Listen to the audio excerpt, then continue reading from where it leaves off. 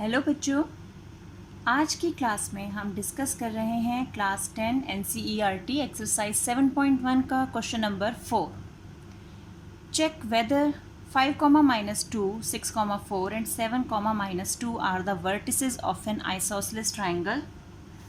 तो अब हम क्योंकि डिस्टेंस फार्मूला सीख चुके हैं तो हमें यहाँ पर प्रूव करना है कि ये आइसोसेलेस ट्राइंगल के वर्टिसेस हैं या नहीं। तो सबसे पहली चीज़, आइसोसेलेस ट्राइंगल कौन सा होता है?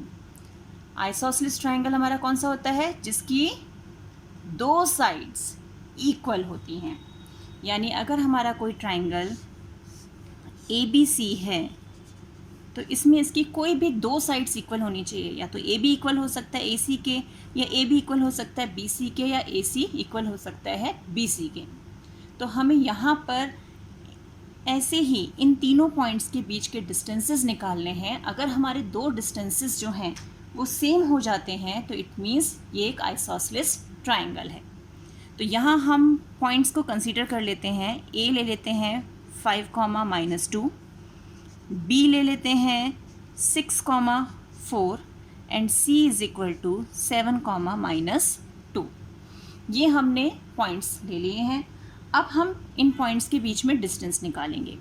तो सबसे पहले हम डिस्टेंस AB निकालते हैं। हमें डिस्टेंस का फॉर्मूला पता है, x2 - x1 whole square plus y2 - y1 whole square का रूट। तो अब यहाँ जो है हमारा x2, ये क्योंकि A B के बारे में हम बात कर रहे हैं, तो x2 हमारा हो गया 6 - 5 यानी 6 - 5 square plus y2 - y1।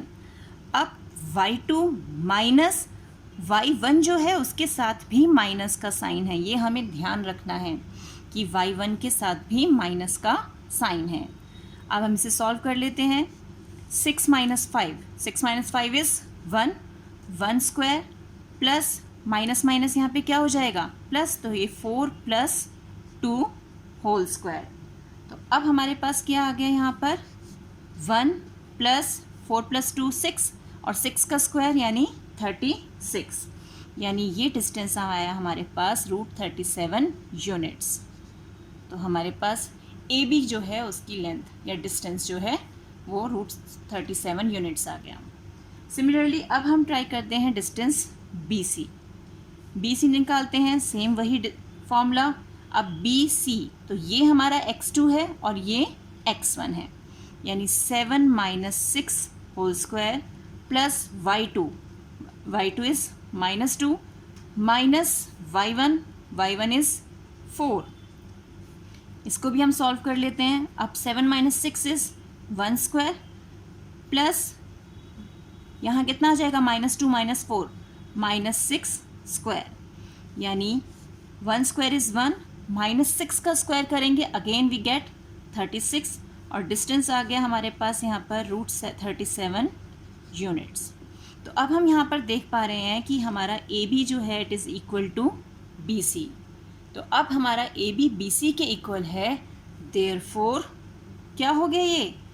These are the vertices of, क्या है ये? Isosceles triangle. Vertices of an isosceles triangle.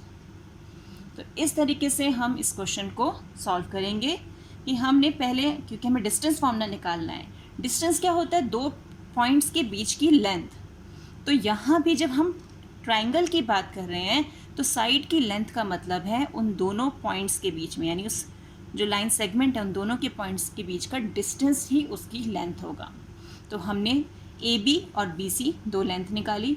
अगर BC √37 यानी ये इक्वल नहीं आते तो हम तीसरी लेंथ पे भी चले जाते, यानी AC भी हम कैलकुलेट करते। तो इस तरीके से हम ट्राइंगल्स को आइसोसेलेस प्रूव कर सकते हैं। अगर हमें इक्विलेटरल ट्राइंगल प्रूव करना होता तो क्या होता?